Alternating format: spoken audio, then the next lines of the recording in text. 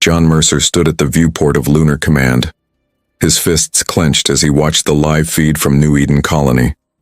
The sky burned red, buildings crumbled, people ran through streets that melted beneath their feet.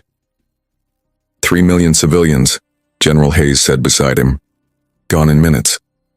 John's jaw tightened. His brother lived on New Eden. Had lived. The void-born ships moved like black daggers against the stars, their hulls absorbing light rather than reflecting it. They fired again. Another section of the colony vanished in white fire. This breaks every rule of the Galactic Accord, John said, his voice rough. No species attacks civilian populations. It's the oldest law in known space. Hayes handed him a tablet. They left this message on all channels. The screen showed only text. Humans are evolutionary aberrations. Purge protocol initiated. John threw the tablet against the wall. It shattered. They hunt us like animals and don't even show their faces. That's why I called you here, Hayes said. He pressed his palm to a scanner, and a hidden door slid open. Follow me. They walked through steel corridors deep beneath the lunar surface. Guards with pulse rifles stood at attention every 20 meters.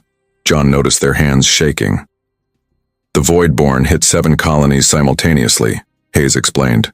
Earth defense fleet is scattered. We're outgunned 10-1. They entered a massive hangar. In the center floated a ship unlike any John had seen before, sleek and predatory, with forward-swept wings and weapon systems that seemed to phase in and out of normal space. The Defiance, Hayes said. Experimental warship. Faster than anything we've built. Armed with tech we reverse-engineered from a crashed Voidborn scout. John walked toward it, feeling its pull. You want me to command it? You're the best strategist we have. The only one who's ever beaten a Voidborn simulation. Simulations aren't reality. No, reality is worse. Hayes handed him a command chip. Your crew is already aboard. Best we could find among the survivors. John looked at the chip, then at the ship. What's the mission? Find out why they're hunting us. Hit them back. Buy Earth time to evacuate. Evacuate? Earth has 20 billion people. Hayes looked away. We'll save who we can. John slipped the command chip into his pocket. When do we leave? Now. The Voidborn will reach Mars by morning. Inside the Defiance, John met his crew. 12 faces, all bearing the same haunted look. They'd all lost someone. They all wanted blood. I'm not going to lie to you, John told them as they strapped in. This is probably a one-way trip. No one flinched. The Defiance launched silently, slipping past Earth's defense grid and accelerating toward the jump point. John studied the tactical display, plotting their first strike against the Voidborn fleet. The communications officer suddenly jerked upright. Sir, incoming transmission, it's from New Eden. New Eden is gone, John said. The signal's weak, but it's there. John moved to the console. On screen, a bloodied woman in a lab coat appeared, her transmission breaking up. Don't believe. Not just killing, taking something from us. Harvesting. The image stabilized for one moment. Behind the woman, John saw humans in tanks, tubes connected to their heads. Then the feed cut out. Get it back, John ordered. I can't, sir. Signal's gone. John stared at the blank screen, his brother's face flashing in his mind. They're not just killing us, he repeated. They're taking something from us. The Defiance reached the jump point. The stars stretched and twisted as the ship prepared to enter the void. The trading hub Nexus 7 hung in space like a giant metal spider, its 8 arms extending from a central core. Each arm housed different alien species, markets, and information brokers.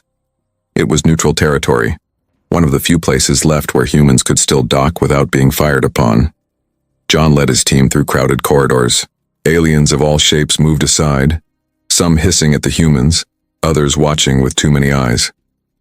Keep your weapons hidden but ready, John told his squad. We need information, not a fight. They entered a dim bar in the hub's lowest level. The air smelled of burnt chemicals and alien sweat.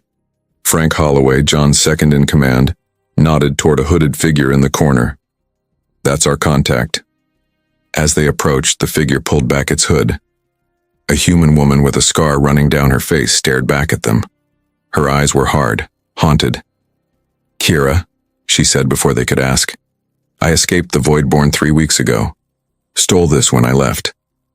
She slid a small data crystal across the table. John picked it up. "What is it? Why they're hunting us?" Her hands shook slightly. "They're not just killing humans. They're harvesting us." Frank leaned forward. "Harvesting what?" "A chemical in our brains. Only humans have it. They call it Nexite. It lets them navigate dimensional rifts." John inserted the crystal into his reader. Images appeared. Humans in tanks, tubes connected to their skulls, a blue fluid being extracted. "My brother," John whispered, recognizing one of the faces. Kira nodded. "They keep some alive for continuous extraction. The rest they process completely." A crash came from the entrance. 3 aliens with weapons pushed through the crowd. "Voidborn spies," Kira hissed, "and they found me." John drew his gun. "Back exit, now." They fought their way through the kitchen, shots burning holes in the walls around them. Outside, they ran through maintenance tunnels until they reached their shuttle. "We need allies," Frank said as they escaped the hub. "We can't fight the Voidborn alone." John stared at the data crystal. "There's one option. The Scarans." "The Scaran Empire?" Kira looked shocked. "They've hated the Voidborn for centuries, but they're not exactly human-friendly either." "We don't need friends. We need weapons." The Defiance jumped to the edge of Scaran space. A massive fleet of crystalline ships surrounded them immediately. "We come to speak with Emperor Vex," John broadcast. "About a common enemy." They were escorted to the Scaran throne world, a planet of jagged mountains and violet skies. In a hall made of living crystal, Emperor Vex towered over them, his exoskeleton gleaming. "Humans," he clicked in his insect-like language, translated by their comms. "You are bold to come here." John showed him the data crystal. "The Voidborn are harvesting humans for Nexite. We want to strike back. We need your help." Vex studied the data, his compound eyes reflecting the images. "Interesting. Do you know why only humans produce this chemical?" "No." "Because you were designed to." Vex moved closer. "Humans were engineered by the ancients as weapons. Your species was created to evolve into something terrible." John felt cold. "That's impossible." "Is it?" "The Voidborn know this. That is why they hunt you." Vex made a gesture, and maps appeared showing a Voidborn harvesting facility.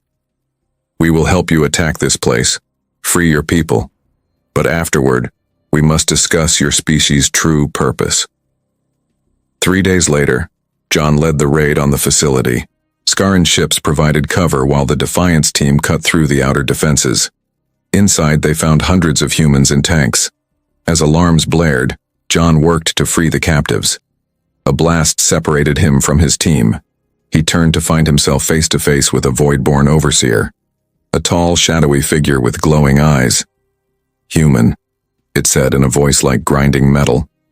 "You misunderstand. We hunt you because we fear what you will become." John fired his weapon at the Voidborn overseer. The shots passed through the shadowy figure like it was made of smoke. He backed away, searching for an escape route. "What do you mean?" "What we will become," John demanded. The overseer moved closer. "You are weapons that do not know their purpose." An explosion rocked the facility. Part of the ceiling collapsed between them. John seized the chance and ran, finding his team fighting their way to the exit with the freed human captives. "Move! Move!" Frank shouted, covering their retreat. They escaped to the Defiance, Scaran ships providing cover fire. As they jumped away, John felt a sharp pain behind his eyes. Images flashed in his mind, stars exploding, reality tearing, hands reaching through the gaps. "Sir, are you okay?" Frank asked. John blinked the vision away. "Fine. Set course for the rendezvous point." That night, the pain returned worse than before. John saw strange symbols and heard voices speaking a language he somehow understood. He woke sweating, his nose bleeding. "The overseer did something to me," he told the ship's doctor. Your brain scans show unusual activity, she said, showing him the results. Similar to what we found in the rescued captives. One of those captives, a scientist named Alan Wade, approached John in the mess hall the next day. I know about the visions, Alan said quietly. We all get them after they extract the Nexit. But I know where we can find answers. Alan gave John coordinates to a hidden human colony called Haven. It wasn't on any official maps. They've been studying what's happening to us, Alan explained. The Defiance arrived at Haven 3 days later. The colony was built inside an asteroid, hidden from sensors. Inside, hundreds of humans lived in a network of caves and metal structures. Their leader, Dr. Elena Reyes, showed John their research facility. Children practiced moving small objects without touching them. Adults communicated without speaking. The Nexite extraction accelerates what's already happening naturally, Elena explained. Humans are evolving. We were engineered to develop abilities beyond normal physics. Engineered by who? John asked. A species that died out millennia ago. They created humans as vessels for their consciousness. We were designed to eventually manipulate reality itself. John thought of his visions. And the Voidborn know this? They're trying to prevent our evolution by harvesting the chemical that triggers it. They believe if humans evolve fully, we'll destroy the galaxy. That night, John woke to alarms. On the bridge, Frank reported, Voidborn ships approaching. Someone gave away our position. Impossible, John said. No one knew except... The ship rocked violently. Internal explosions erupted across multiple decks. Sabotage, Frank confirmed. Someone on board is working for them. They watched in horror as Voidborn ships descended on Haven. The colony's defenses were no match for the attack. We have to help them, John ordered. The Defiance engaged the Voidborn fleet, but they were outnumbered. On the surface, colonists were being slaughtered. John felt rage build inside him, then something else, power. Without understanding how, he reached out with his mind. He saw the connections between atoms, the threads of reality. He pulled. 3 Voidborn ships crumpled like paper, crushed by invisible force. The effort sent John to his knees, blood pouring from his nose and ears. The remaining Voidborn ships retreated. Haven was in ruins, but some colonists had survived. As John collapsed on the bridge, the communication screen lit up. The Scaran commander's face appeared. Now we see why they feared you, the Scaran said, weapons visibly charging behind him. And why we must control you. John woke in a crystal cell aboard the Scaran flagship. His head pounded. His limbs felt heavy. A neural suppressor circled his neck, its lights blinking steadily. Emperor Vex watched him from beyond the transparent wall. The power you displayed was impressive, exactly what we hoped to see. John tried to stand but fell back. You betrayed us. We formed an alliance of convenience. Vex moved closer to the barrier. Did you think we helped you out of kindness? We have waited centuries for humans to show their true potential. What do you want from me? Your evolution. Your species was engineered as weapons. We intend to use you as such against the Voidborn. John looked around. Where is my crew? The loyal ones are in cells like yours. The traitor is being rewarded. A human man stepped into view beside Vex. Dr. Alan Wade. You, John growled. You led us into a trap. Wade shrugged. The Scarans offered me protection. All I had to do was help them find evolved humans like you. Vex clicked his mandibles.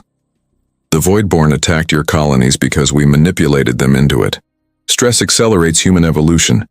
War creates stress. We needed you to evolve faster. John lunged at the barrier despite his weakness. Millions died.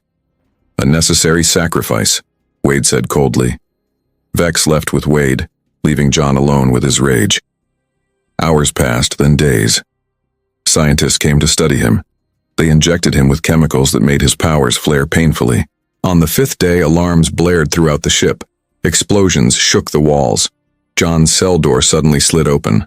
Frank stood there, weapon in hand. Time to go, sir. How did you escape? I had help. Frank nodded to Kira, who was hacking a nearby terminal. The neural suppressor, John said, touching the device on his neck. Kira approached with a small tool. This will hurt. The pain was blinding when she removed it, but John felt his strength returning. They fought their way to a hangar where the rest of the crew waited with a stolen Scarran shuttle.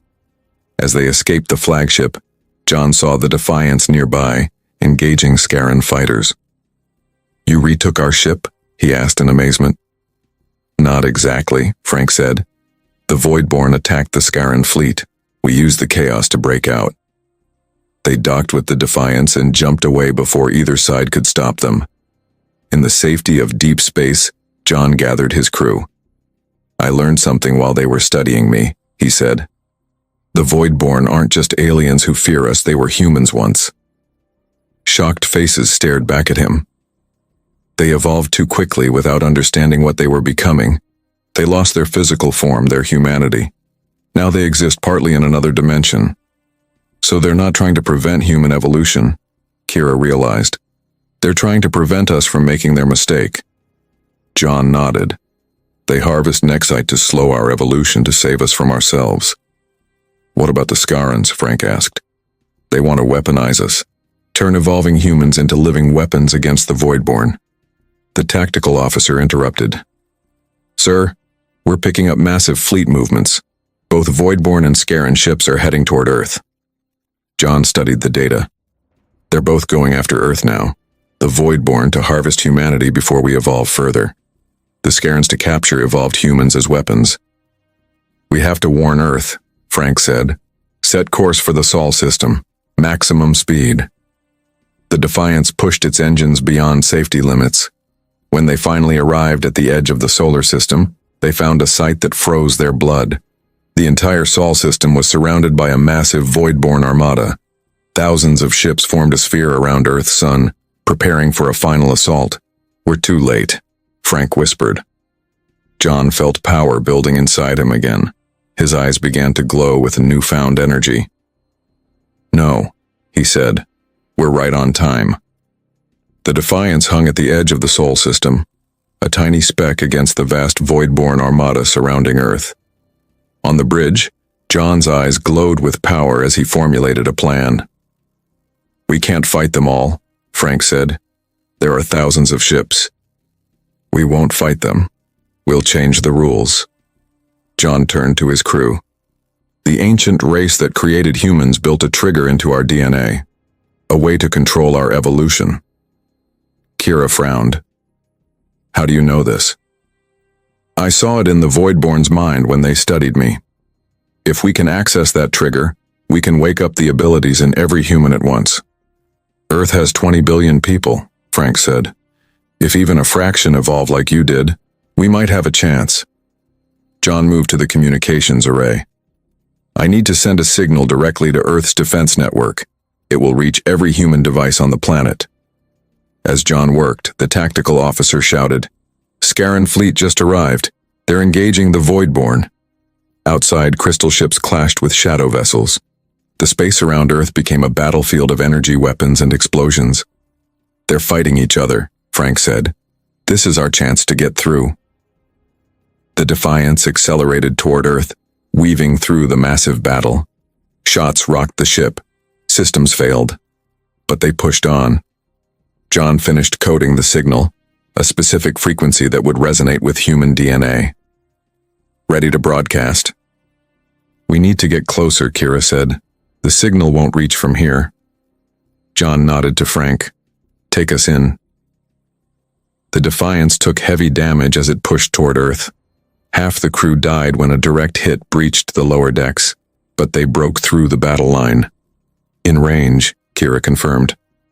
Broadcasting now, John said, sending the signal. On Earth and its colonies, humans suddenly stopped. They felt something awaken inside them. Power surged through billions of minds simultaneously.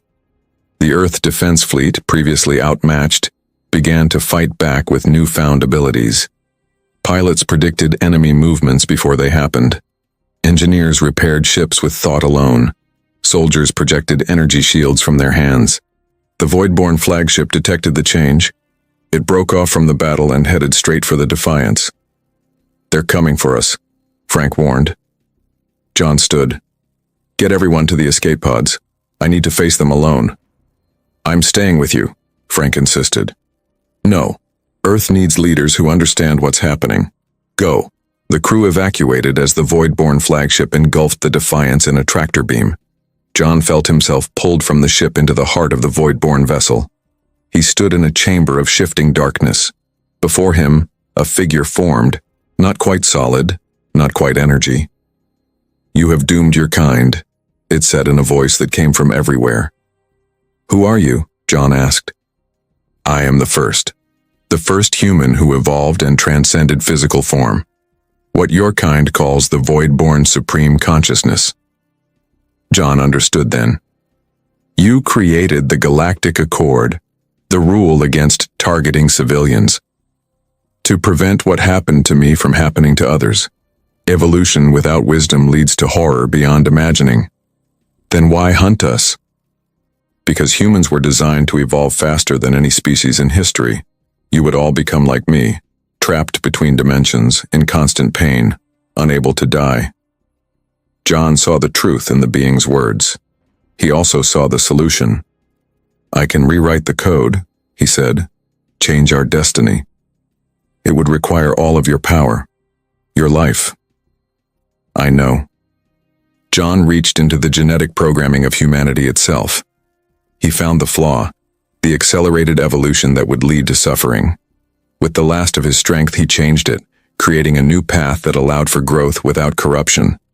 The energy burned through him. He felt his body failing. But he saw his work spreading across space, touching every human. Years later, Earth rebuilt. Humans and reformed Voidborn worked together, sharing knowledge and technology. The Scarans retreated, their weapon plans foiled. And in the shadows, watching but never seen, moved a being that was once John Mercer, forever changed, neither human nor Voidborn, guarding the new path he had created for mankind among the stars.